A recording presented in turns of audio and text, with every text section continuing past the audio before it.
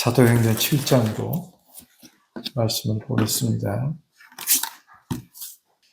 7장 1절에서 4절까지 먼저 말씀을 읽습니다. 대제사장이 가로되 이것이 사실이냐? 스데반이 가로되 여러분 부형들이여 들으소서. 우리 조상 아브라함이 하란에 있기 전 메소포타미아에 있을 때에 영광의 하나님이 그에게 보여 가라사대 내 고향과 친척을 떠나 내가 네게 보일 땅으로 가라 하시니 아브라함이 갈대아 사람의 땅을 떠나 하란에 거하다가 그 아비가 죽음에 하나님이 그를 거기서 너희 시방 거하는 이 땅으로 옮기셨느니라. 아멘. 7장 53절에서 다시 보겠습니다.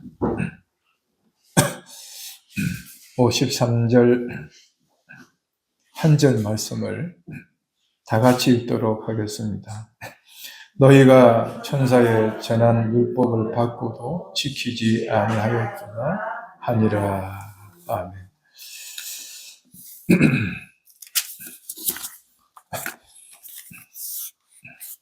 사도행전 7장은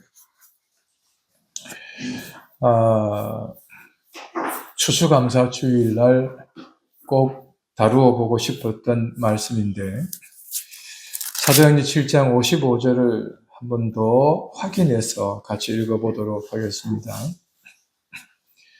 55절만입니다. 스데반이 성령이 충만하여 하늘을 우러러 주목하여 하나님의 영광과 및 예수께서 하나님 우편에 서신 것을 보고 스데반이 성령에 충만했죠.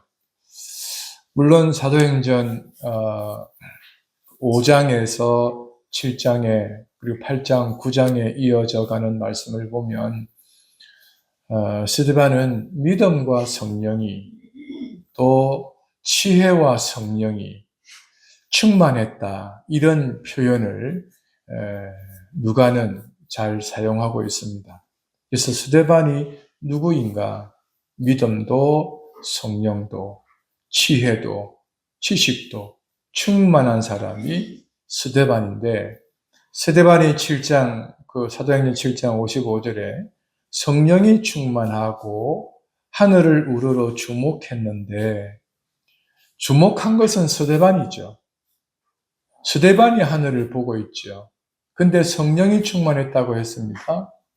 이 의미가 뭐냐 그러면 똑같은 사람인데 똑같이 하늘을 보는데 다른 것을 볼 수 있는 능력이 있는 사람이라는 의미예요.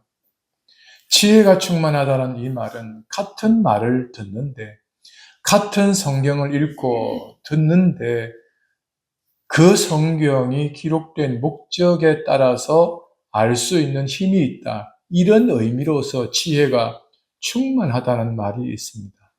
여러분, 우리와 스데반이 믿음이 있다, 믿음이 충만하다는 이 말은 성경이 가르치는 것을 우리가 들었을 때 우리에게는 하나님께서 허락한 선물, 믿음을 따라서 그 말씀을 듣고 믿고 따를 힘이 있는 사람이라는 의미입니다.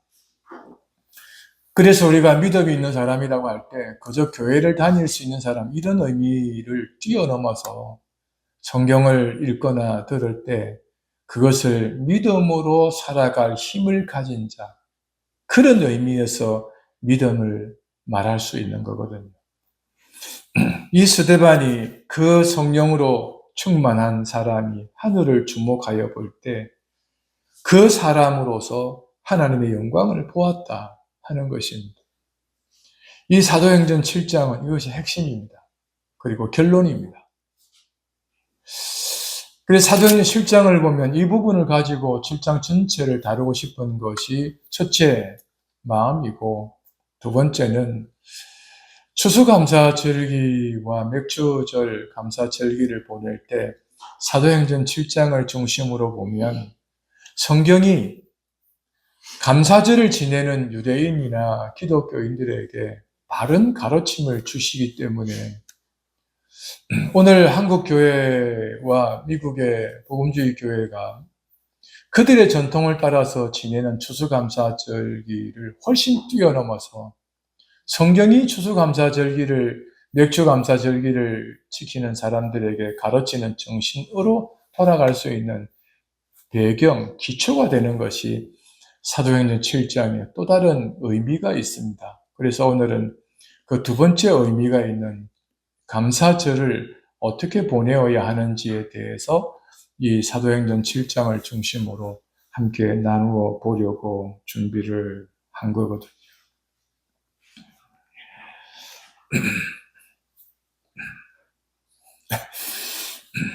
구약 성경에 이스라엘이라는 히브리 백성들, 지금 2025년도를 살아가는 우리 시대에 교회를 다니고 있는 기독교인들, 이 둘 모두가 감사절을 지낼 때는 유대인들은 유월절을 중심으로 기초해서 지내야 했었고, 기독교인들은 유월절을 지냈던 이스라엘이 그 유월절 절기를 통해서 기다렸던 예수 그리스도, 그 예수 그리스도를 기초로 우리는 감사절을 지키거나 보내어야 한다는 아주 단순한 가르침이 있어요.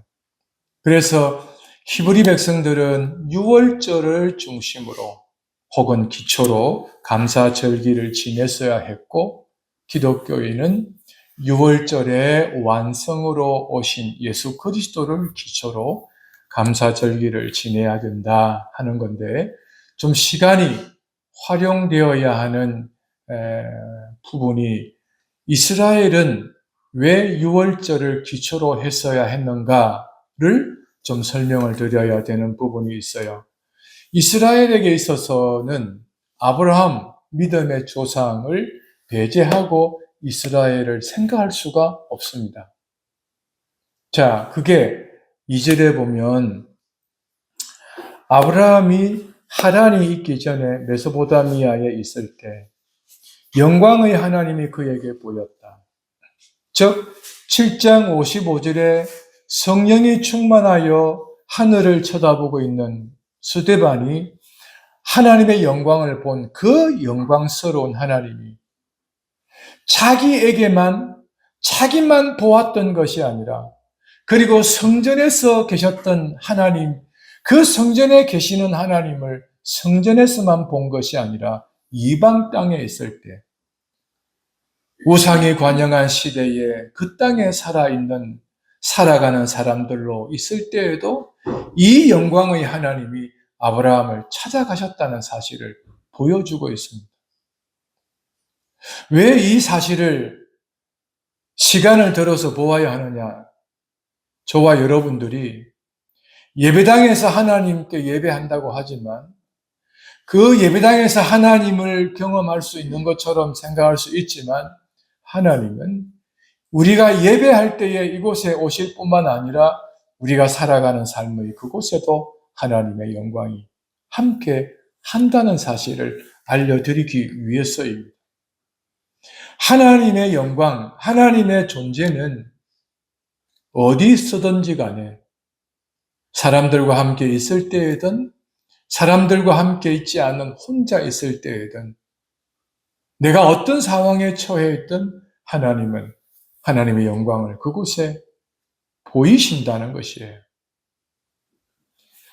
반드시 보인다 하는 이것은 하나님의 약속의 측면에서는 반드시이지만, 우리가 반드시 하나님이 있어야 한다라고 해서 하나님이 그곳에 계시는 것은 아니다라는 거예요.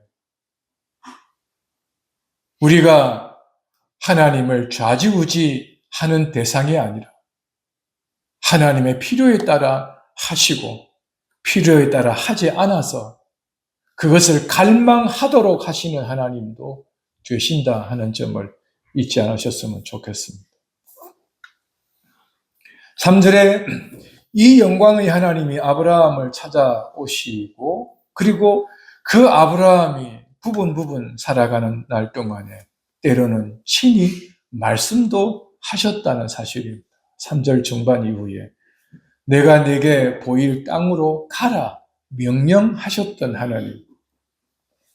그래서 4절에 하나님은 아브라함에게 말씀하신 것에서 아브라함이 갈대아 사람의 땅을 떠나 하란에 거하고 그 아비가 죽은 이후에는 그 길을 떠나서 지금 있는 이스라엘이 거하고 있는 이 가나안 땅을 향하여서 가게 하였다, 순종했다, 그 이야기입니다.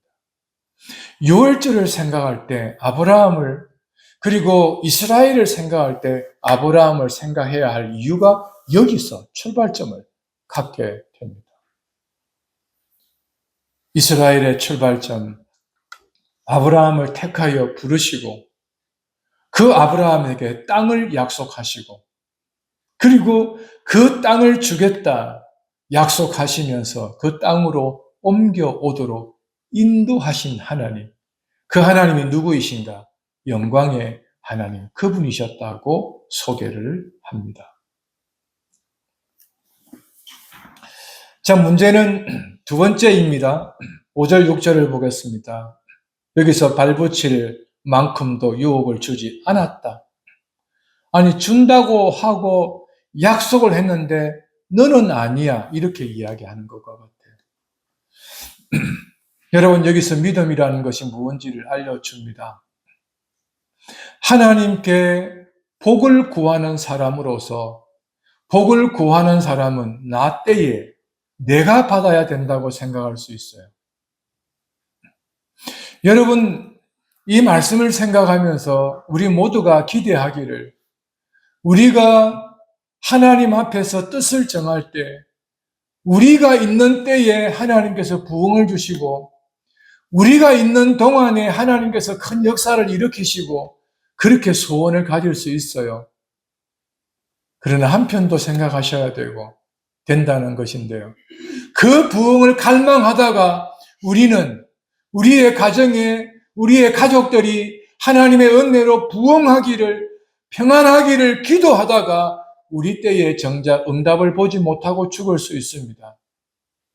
그러나 하나님께서는 우리가 죽고 난 다음에 우리가 그렇게 간구하며 바라고 소원하며 지내던 우리 시대에 응답지 않았던 하나님이 우리 다음 세대에 복을 주시는 경우도 있다는 것이에요. 믿음이라는 게 그런 것이더라는 겁니다. 우리는 우리의 때에 하나님께 구하면 우리가 받아야 된다고 생각을 하죠. 그래서 응답받지 않으면 하나님 나와 함께 안 하시는 것 같아. 하나님은, 기독교는 나하고 안 맞는 것 같아. 그러고는 교회를 떠났지요. 그러나 기독교의 믿음은 그게 아니더라는 거예요. 그게 아브라함에게서 증명되고 있다는 사실을 보여줍니다. 6절을 보겠습니다. 하나님이 또 이같이 말씀하시되 그 씨가 다른 땅에 나그네 되리니 그 땅 사람이 종을 삼아, 다 같이 읽어보겠습니다. 400년 동안 괴롭게 할 것이다. 그 기간을 몇 년이나 정합니까? 기가 막히죠. 50년은 견디겠는데, 그죠? 50년이면 확률적으로 누구 세대입니까? 아니, 우리 후에 50년이면요. 다음 세대 아닙니까? 그러면 우리 다음 세대는 우리 자식들 아닙니까? 그나마 견딜 수 있는 힘이 있지 않겠어요? 400년이면 누구 세대입니까? 이것들이 줄 세워보면 저 끄트머리 한참 세워도 세워야 되지 않겠어요? 그때 주겠다는 것이 하나님의 약속이에요. 믿음이 여기서 믿음을 가질까 말까 헷갈리지 않습니까? 혼동되어질 수 있지 않을까요? 근데 아브라함은 믿었더라는 것입니다. 그리고 아브라함의 세대가 한 세대를 40년으로 본다면 세대를 넣어서 400년이면 그것을 10번이나 세워야 이렇게 카운트해야 되는. 그래서 하나님이 응답하신다는 거예요. 그러면 그 다음 세대에게, 그 다음 세대에, 그 다음 세대에게 하나님의 이 약속을 뭘로 전해줘야 됩니까? 말로 전해줘야 되잖아요. 아니, 내 아버지한테 들었는데 400년 후에 준대. 그러면 우리 아버지하고 나 때에 계산하면 너희 때는 또 얼마 남았으니까 기다려. 그리고는 너희가 죽은 다음에, 죽기 전에 너희 다음 세대에 가르쳐서 믿도록 해. 그리고 그것을 지키도록 기다리도록 해라. 하고 죽어야만 되는 거예요. 아니, 가르침을 받았는데 우리 때에 완성되지 않는 그 일을 다음 세대에게 이루어질 것이라고 하는 것을 가르쳐야 되니, 지금 그 아이들이 살아가는 시대는 기가 막힌 세대를 살아가야 되는 건데, 그렇지 않겠어요? 적어도 40년 전보다는 40년 후가 발전한 세대 아니겠어요? 100년 전보다는 100년 후가 발전한 세대가 아니겠어요? 어느 세월에 올 것이다. 아이고, 그걸 어떻게 기다려요? 그게 지금 믿음의 세대 가운데 이스라엘이 처한 하나님의 말씀이었다는 겁니다. 그것을 기다려야 했던 것이 이스라엘. 자, 두 번째, 6월절과 무슨 상관이 있을까? 다시 5절을 가보겠습니다. 같이 봅시다. 시작. 그러나 여기서 발붙일 만큼도 유업을 주지 아니하시고 다만 이 땅을 아직 자식도 없는 저와 저희 씨에게 소유로 주신다고 약속하셨으며, 그리고는 중반절 6절 중반절 이후에 그 땅, 거기서부터 시작. 그 땅 사람이 종을 삼아 400년 동안을 괴롭게 하리라 하시고, 종으로 삼는다는 거예요. 기가 막히죠. 아니, 어떻게 종으로 삼는다는 것을 하나님이 허용을 하실까? 그리고 또 참 심중적으로 받기 어려운 말이 있죠. 6절 제일 마지막 부분에 종 삼고 400년 동안 어떻게 하겠다는 거예요. 아유, 이 괴롭힘은 견디기 어려워요. 여러분, 괴로움을 당한 적이 되시잖아요. 그죠? 한두 번은 경험하지 않았겠어요? 몸 괴로운 거는 견딜 수 있어요. 치통 빼고. 몸 괴로운 거는 견딜 수는 있어요. 근데요, 마음 괴로운 건 견디기 매우 어려울 때가 있어요. 여러분, 마음 괴로운 것은요, 내일에 대한 소망이 없을 수가 있어요. 몸에 일어난 병에 특별한 것 제외하고 보통의 몸의 괴로움, 재정적인 괴로움 정도는요, 끝이 없는 것 같지만 있겠지 하고 기대할 수는 있는 게 있어요. 내 몸 성하면 이 빚 갚을 수 있을 것이다 하는 기대를 가질 수 있습니다. 근데 힘이 센, 결코 이 센 힘에서 벗어날 수 없는 사람으로서 괴로움을 당한다.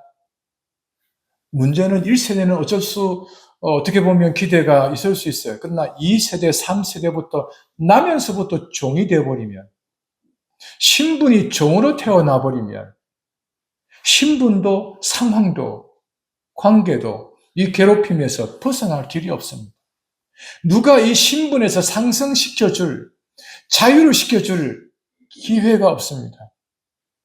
기회주의자들은 힘이 센 나라에 비리 붙어서 자국민을 괴롭히는 무언가가 되겠죠. 일제시대에 대한민국 국적을 가진 사람으로서, 물론 그 당시에는 이 이중 국적을 가져야만 했었습니다만, 일본의 앞잡이가 되어서 한국민을 괴롭히는, 감시하는, 감독하는 악독한 사람의 노릇을 스스로 자행하면서 일본의 권력을 가진 사람들도 있지 않습니까? 아직도 역사는 청산되지 않아서 친일파에 대하여서는 국가적인 국민의 정서가 동감하지 않는 부분이 있지요. 지금 이런 상황들이 있단 말이에요. 이스라엘 안에. 그러니까 종살이하는 이 400년 기간 동안 많은 갈등이나 그리고 구조적인 관계나 이런 게 있었다고요. 모세가 나중에 보면, 모세가 이스라엘을 위해서 하나님의 보내심을 받아서 바로에 갔는데 그 바로에게 충성을 다짐한 이 유대 백성들, 지도자들이 모세를 싫어했어요. 똑같은 인생에 거기 있더라는 거거든요. 여러분, 우리가 겪고 있는 거, 역사적으로 겪은 것들, 동서고금을 막론하고 다 있어요. 다 있단 말이에요. 놀랄 일도 아니고 기가 막혀 할 일도 아니고, 먼 나라에 있었던 그 이야기 우리나라에도 있을 수 있다는 것도 생각해 보셔야 돼요. 그래서 이 유월절이라는 것은 굉장히 중요한 의미를 우리에게 제공해 줄 수 있는데요. 자, 이런 상황, 땅에서 종으로 400년 동안 괴롭힘을 당하여서 살아가야 하는데 참 중요한 상황이 있습니다.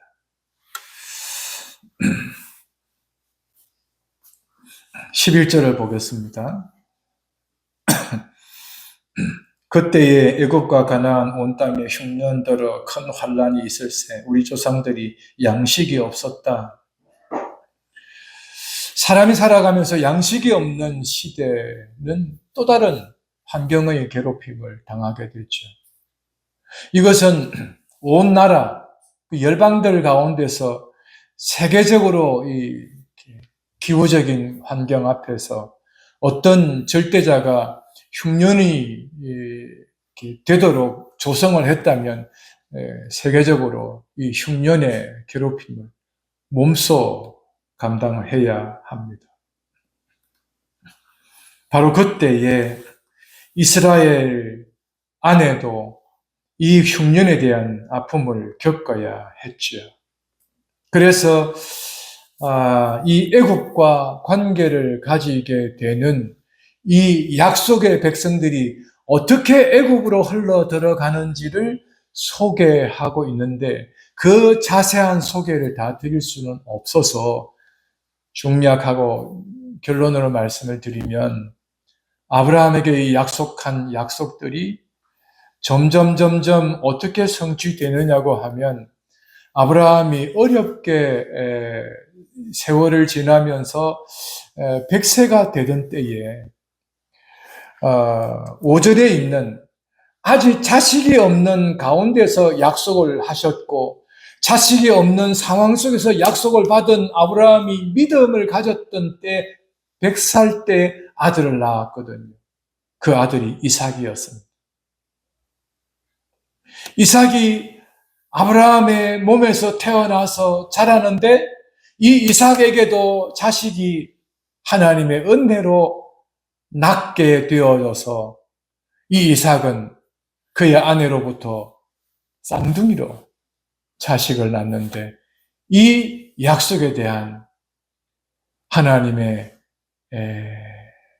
성취가 둘째 아들로 태어나는 야곱에게 아브라함에게 준 그 약속을 이루겠다고 약속을 해주셔요. 그러니까 아브라함의 아들 이삭, 아브라함의 손자 그 야곱에게서 하나님의 약속이 이루어지는데 그 아들 야곱이 어떤 일을 갖게 되는가 하는 것이 여기에 중요한 의미가 포함되어 있습니다.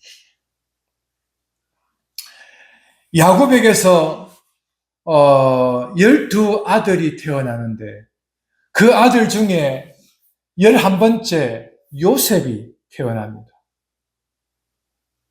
자식이 많은 중에 11번째 태어난 요셉이 형들에게 의해서 애굽으로 팔려가게 됩니다. 이런 스토리가 이스라엘 백성들에게 있고 그 백성의 이 역사 안에 야곱이 낳은 아들 요셉에 의해서 애굽에 보내어진 이 긴 역사 안에서 마침 전 세계적으로 흉년이 들었는데 애굽만큼은 요셉 때문에 요셉의 정책 가담에 의해서 흉년이 대비한 결과로 흉년을 지혜롭게 보낼 수 있게 되었고 그 상황 속에서 때가 되어 야곱의 이 가족들이 요셉을 극적으로 만나게 되었고 야곱의 온 가족 70여 명이 애굽으로 들어가 살 수 있게 되었습니다. 자, 13절을 보겠습니다. 7장 13절. 또 재차 보냄에 요셉이 자기 형제들에게 알게 되고 또 요셉의 친족이 바로에게 드러나게 되었는데 14절 같이 읽어봅시다. 요셉이 보내어 그 부친 야곱과 온 친족 75사람을 청하였더니 야곱이 애굽으로 내려가 자기와 우리 조상들이 거기서 죽고 거기서 거처를 삼았다는 것입니다. 그런데 문제는 어떤 문제가 남아있느냐고 하면 여러분 먼저 7장 6절에 하나님이 이런 과정이야 거쳤겠지만 거기서 몇 년을요? 400년을 어떤 신분으로 산다고요? 종으로요. 어떤 관계를 가지며 산다고요? 괴롭힘을 가지며 산다는 것입니다. 이제 드디어 그런 일이 벌어지게 된다는 것을 보여줍니다. 18절을 보겠습니다. 같이 봅시다. 19절까지. 요셉을 알지 못하는 새 임금이 애굽 왕위에 오르매 그가 우리 족속에게 괴계를 써서 조상들을 괴롭게 하여 그 어린 아이들을 내어버려 살지 못하게 하려 할세.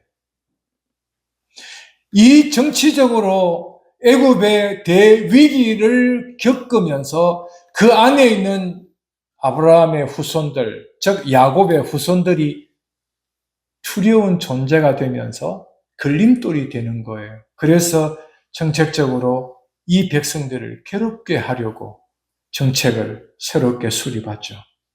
그래서 이스라엘은 이 야곱의 후손들은 애굽에서 생고생을 하게 됩니다. 20절 초반에 같이 읽어봅시다. 그때에 모세가 났는데, 자, 그때에 모세가 났다고 이야기합니다. 23절에 모세의 나이가 40이 되매. 자, 30절에 같이 봅시다. 40년이 참에. 자, 31절에 모세가 이 광경을 보고 귀히 여겨 알아보려고 가까이 가니 주의 소리가 있었다. 스데반이 7장 55절에 하늘을 보며 보았던 것이 뭐였습니까? 하나님의 영광이었습니다. 아브라함에게 그 영광이 찾아갔습니다. 그리고 이제는 모세에게 찾아오신 하나님의 영광을 여기서 소개하고 있습니다. 32절 보겠습니다. 나는 내 조상의 하나님, 즉 아브라함, 이삭, 야곱의 하나님이라. 대단히 중요한 말씀을 합니다. 구약 성경의 핵심 키워드가 뭔가? 여호와 하나님은 누구인가? 아브라함, 이삭, 야곱의 하나님이다 하는 것입니다. 모세가 무서워 감히 알아보지 못하더라. 34절에 내 백성이 애굽에서 괴로움 받음을 내가 정령이 보고 400년 동안 이 백성들이 애굽에서 종살이 하였지만 그 광경을 누가 보았다는 겁니까? 하나님이 보셨다는 것입니다. 출애굽께서는 알았다고도 말씀합니다. 자, 그 다음에 그 탄식하는 소리를 어떻게 해요? 들었다. 영광의 하나님이 어떤 분이신가 보시고 탄식하는 소리를 들었다는 것입니다. 이걸 다르게 말하면 하나님의 영광을 아는 자들이 하나님의 영광을 구하고 하나님의 뜻을 이루기로 원하여 기도하고 하나님의 말씀을 붙들고 그 뜻이 이루어지기를 위하여 사는 사람들은 내 때에 이루어지지 않는다 할지라도 하나님은 어떻게 해요? 보신다. 그 소원을 어떻게 해요?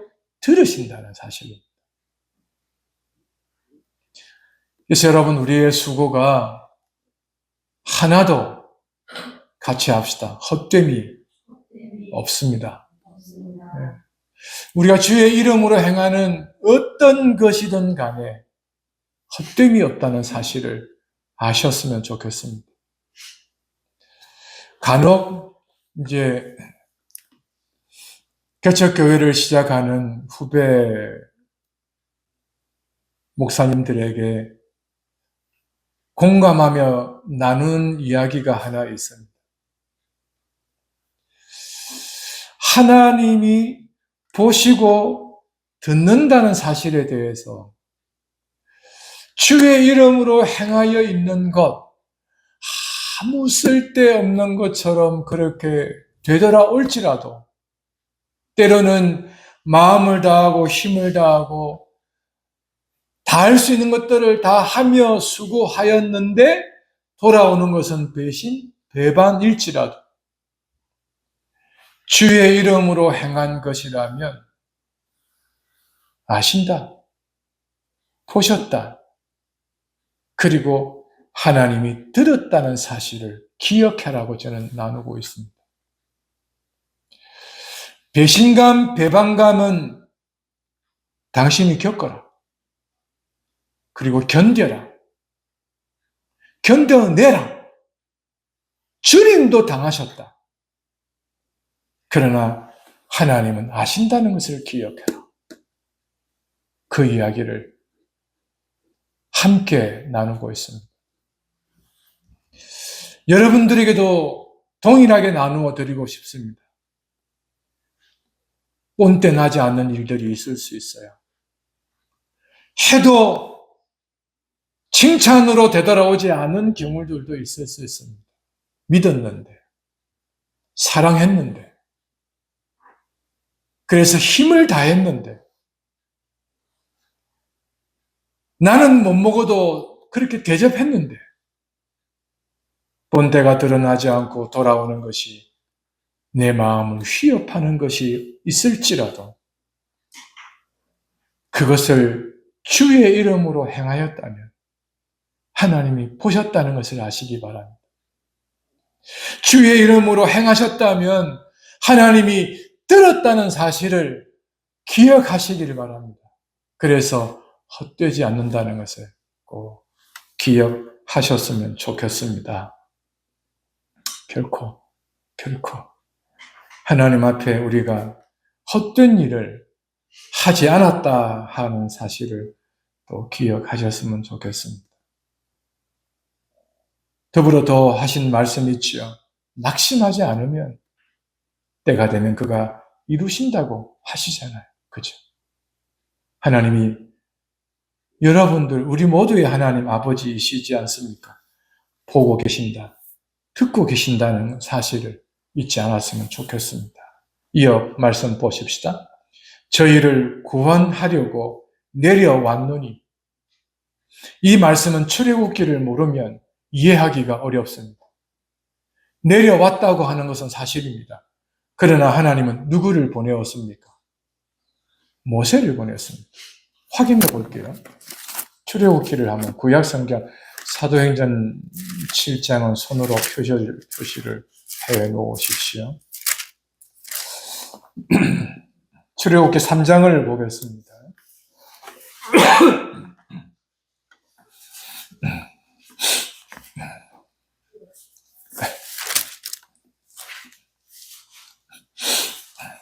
3장 7절을 보도록 하겠습니다.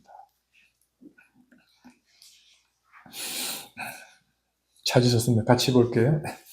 여호와께서 가라사대 내가 애굽에 있는 내 백성의 고통을 정령이 보고 그들이 그 간역자로 인하여 부러지짐을 듣고 그 우고를 알았다 말씀하셨죠. 8절 내가 내려와서 그들을 애굽인의 손에서 건져내고 그들을 그 땅에서 인도하여 아름답고 광대한 땅, 젖과 꿀이 흐르는 땅, 가나안 족속, 헷 족속, 아모리 족속, 브리스 족속, 히위 족속, 여부수 족속의 지방에 이르려 하노라. 10절 같이 봅시다. 이제 내가 너를 바로에게 보내어 너로 내 백성 이스라엘의 자손을 애굽에서 인도하여 내게 하리라. 아니 하나님이 내려와서 하나님이 하시겠다는 실컷 다 이야기해놓고는 그 10절에 뭐라고 말씀합니까? 네가 가라. 내가 함께 하겠다는 것이에요.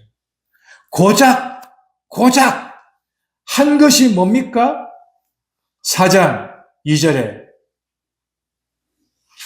여호와께서 그에게 이르시되 내 손에 있는 것이 무엇이냐? 그가 가로되 지팡이니이다. 이 말씀을 하신 다음에 뭐라고 말씀하십니까? 17절을, 4장 17절을 보겠습니다. 너는 이 지팡이를 손에 잡고 이것으로 이적을 행할지니라. 있는 것을 내가 쓰겠다는 것입니다. 다시 사도행전 7장으로 돌아와 보겠습니다.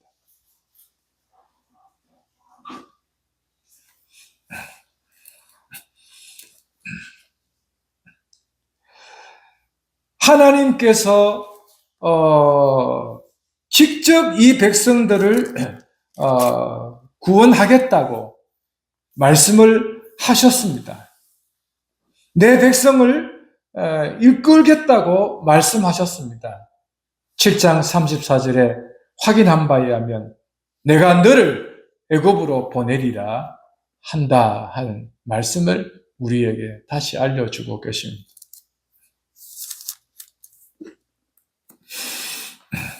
자, 여기서 6월절이 무슨 의미인가? 모세를 애굽의 왕 중의 왕의 아비, 이런 의미로 바로라는 말을 쓰잖아요. 애굽의 바로라고 하는 왕에게 보내었는데 바로에게 가서 모세가 뭐라고 했냐면 여호와의 백성을 내어달라 이렇게 말합니다. 그때 바로가 말하기를 여호와가 누군데 내가 너의 말을 들어야 하느냐. 그렇게 바로는 응대합니다. 그리고 어떤 일이 벌어졌느냐. 이스라엘 이것들이 편하니까 이 짓을 뜨는구나. 그러고는 더 고생을 시켜버립니다. 더 학대를 시켜버립니다. 이런 생각을 하지 못하도록 우려한 일이 생겼으니 더 애굽에 있는 정책은 강해질 수밖에 없었습니다. 그러자 애굽에 충성을 다짐한 유대인들, 관원들이 모세를 괴롭히기 시작했습니다. 좀 제발 좀 가만히 좀 있어라. 네가 나서서 우리 백성들이 더 힘드니까 좀 제발 가만히 좀 있어라. 모세를 타이릅니다.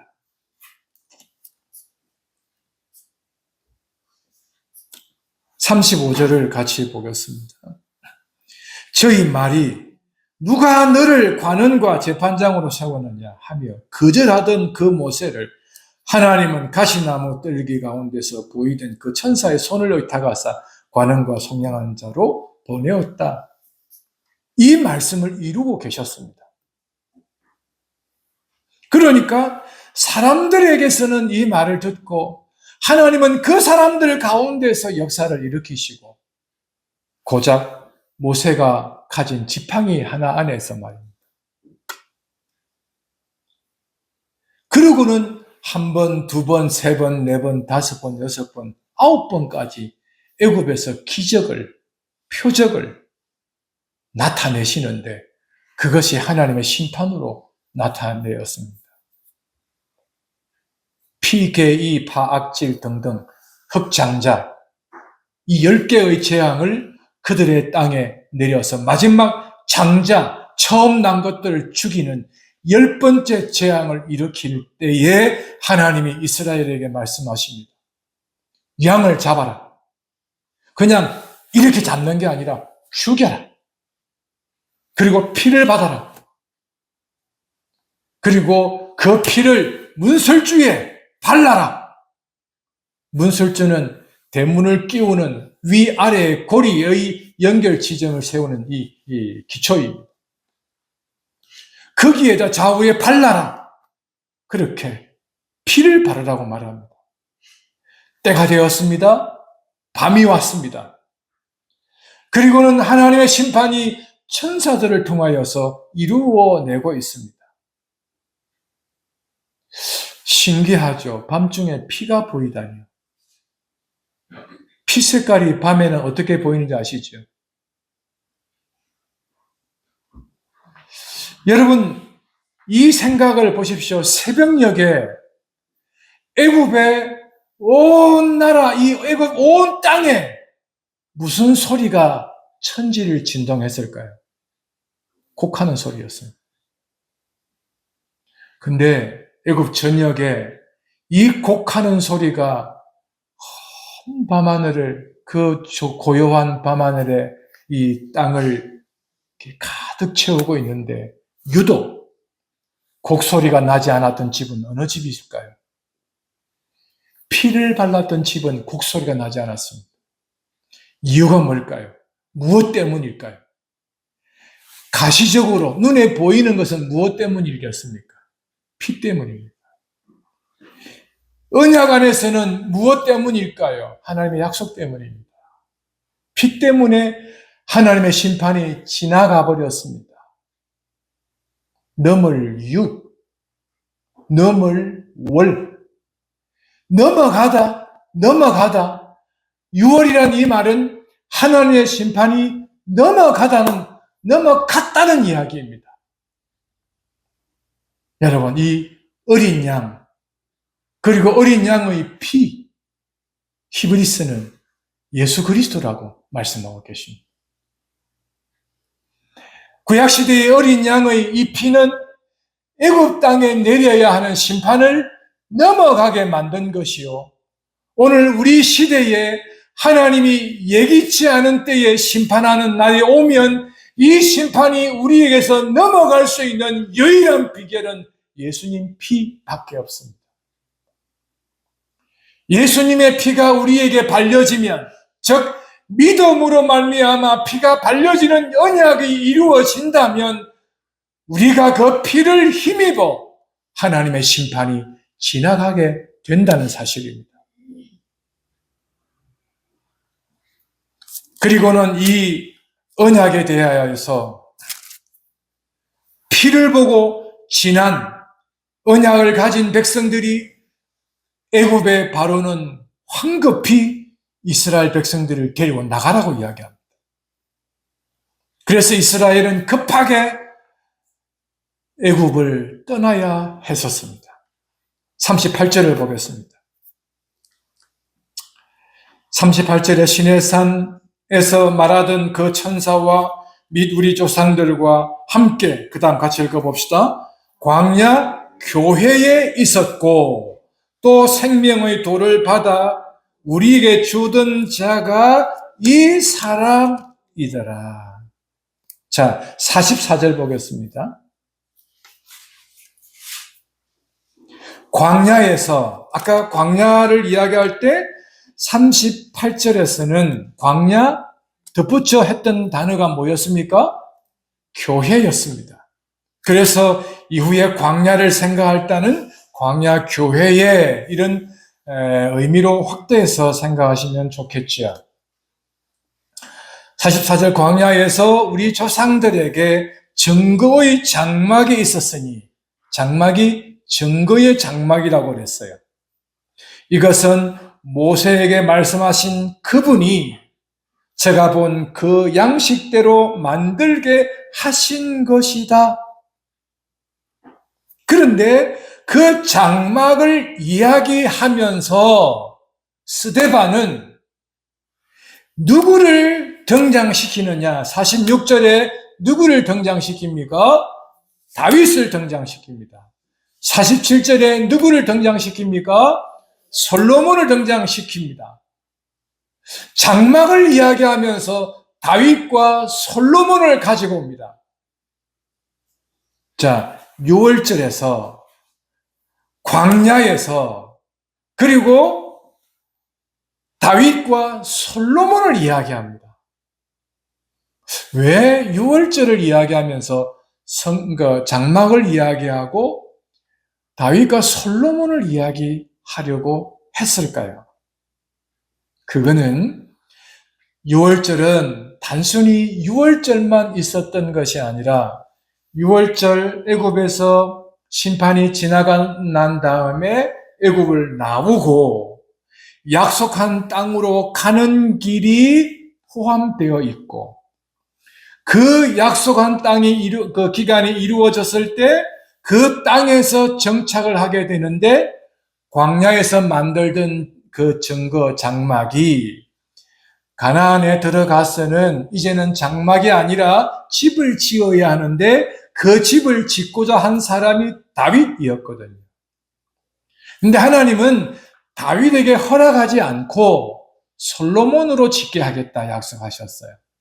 그래서 이 유월절은 장막에서부터 가나안의 솔로몬이 짓는 성전까지 연결점을 이루고 있어요.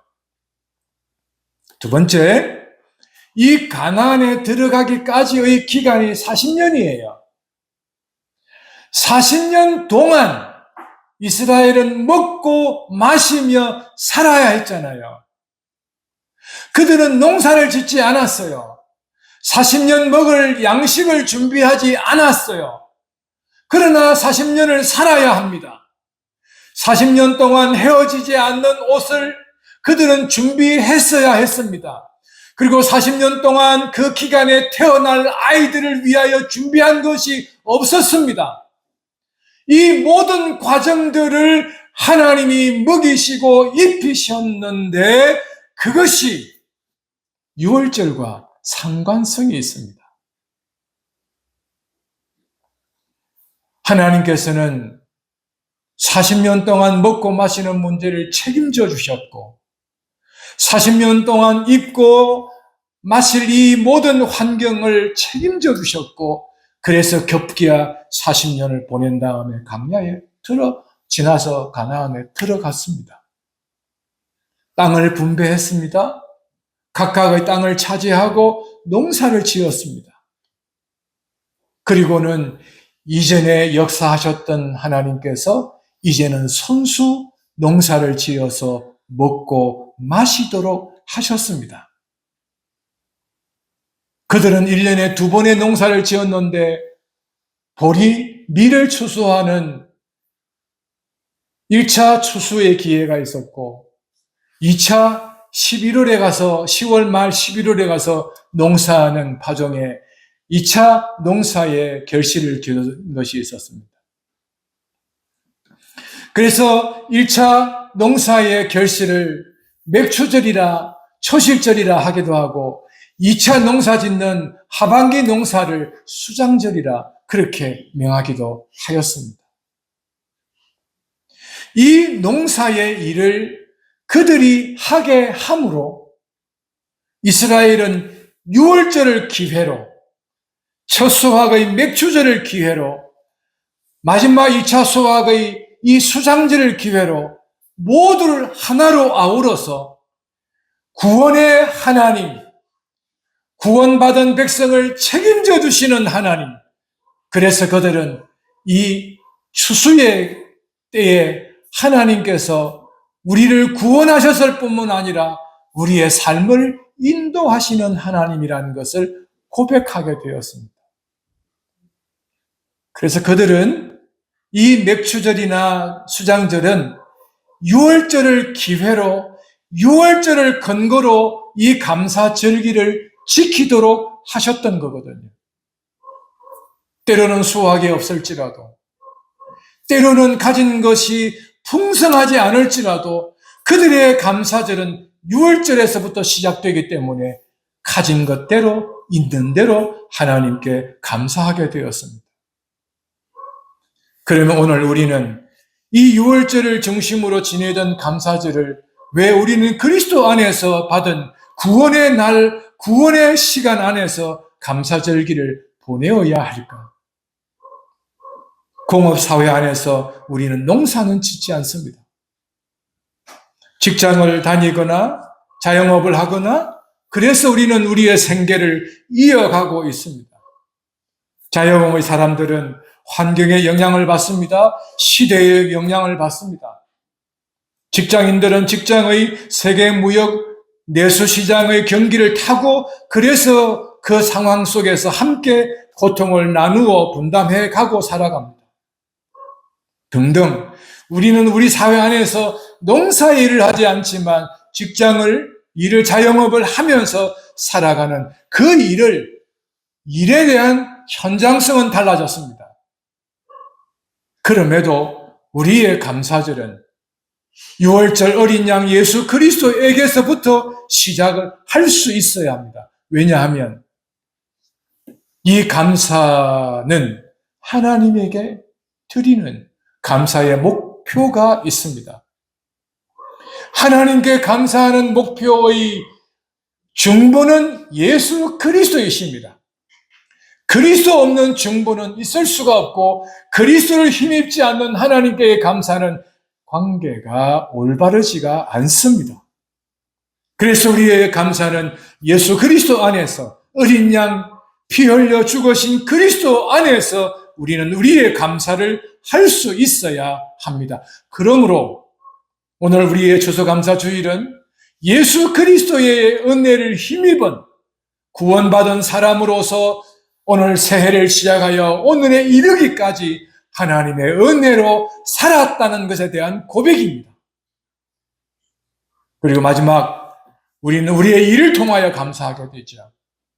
그것이 수확이 얼마이든 간에 건강을 주시고 직장을 주시고 일의 결과를 얻게 하시며 그나마의 삶을 살아갈 수 있는 재화를 우리 손에 가질 수 있게 하신 것에 대한 감사를 하나님 앞에 드리는 것입니다. 여러분, 이것이 우리에게서 재정적인 것이라 부담스러운 것이 될 수는 있습니다. 그러나 이 정신을 알려드리는 것입니다. 우리가 하나님 앞에 믿음의 분량이, 그래서 우리가 힘을 다할 수 있다면 10,000원이라면, 힘을 다하여 그 10,000원을 마련할 수 있다면, 그래서 그 10,000원을 마련하는데 그 10,000원에 어떤 의미를 담을 것인가는 그때부터 자신이 풍성하게 꾸려갈 수 있습니다. 내가 힘을 다해서 할 수 있는 것이 그 10,000원이라면 그 10,000원에 대한 의미 안에 우리의 고백은 100,000원, 100,000원, 1,000,000원의 가치로 담아서 하나님께 드릴 수 있어요. 그래서 우리는 하나님 앞에 받은 것에 대한 감사로, 그리고 그 안에는 하나님께서 주실 것에 대한 감사로 할 수 있는 것입니다. 자, 여러분, 52절을 같이 한번 보겠습니다.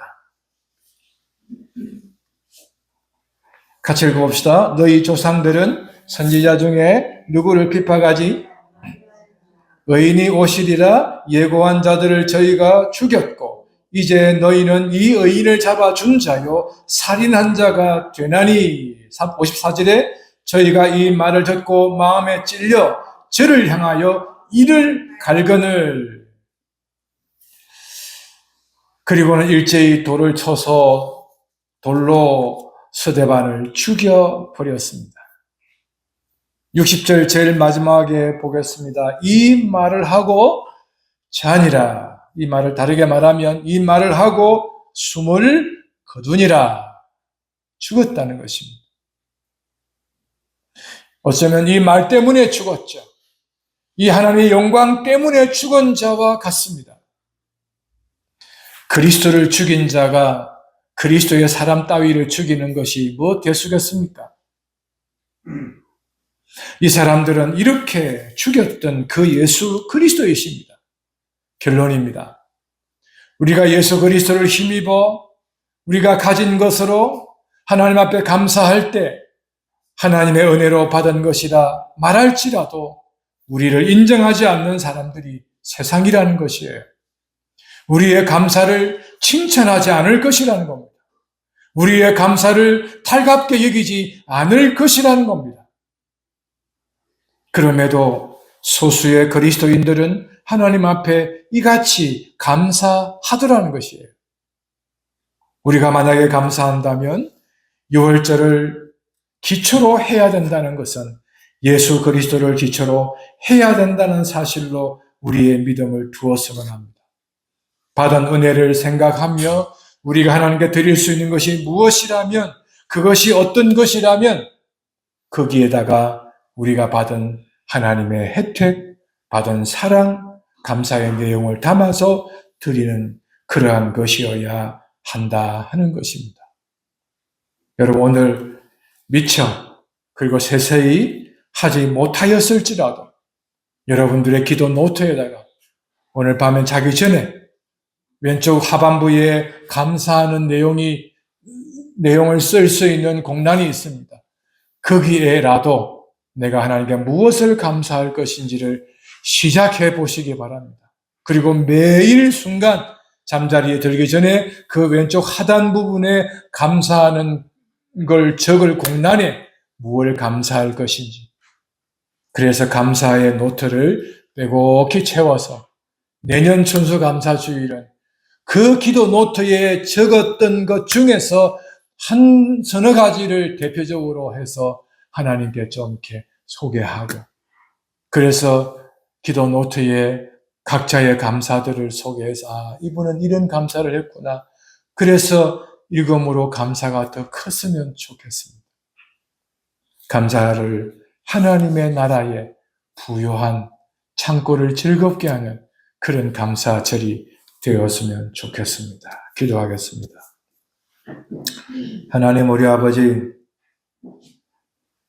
이스라엘 백성들에게 이 감사를 6월절을 기초로 하라 하신 것을 기억하며 오늘 우리가 예수 그리스도 십자가에 죽으신, 그리고 그 주님이 우리를 불러주신 이 사건에서 시작하자 하는 것에 공통점을 이루고 있고, 주신 것에 대하여 주실 것에 관한 하나님께 감사하는 감사절기와 같이 우리는 우리의 영혼을 구원하실 뿐만 아니라 삶을 인도하시는 하나님이란 이 사실을 기억하고, 그래서 우리가 살아오면서 받은 은혜를, 또 주실 은혜를 감사하는 저희 감사절이 될 수 있도록 하옵소서. 비록 이 교회들이 감사의 절기를 제대로 찾아가지 못한다 할지라도 감사절기를 지내는 것을 비판할 것이 아니라 우리는 우리의 감사절기를 잘 지켜서 하나님께 영광 돌리는 저희가 되게 하옵소서. 구주 예수님 이름으로 기도합니다. 아멘.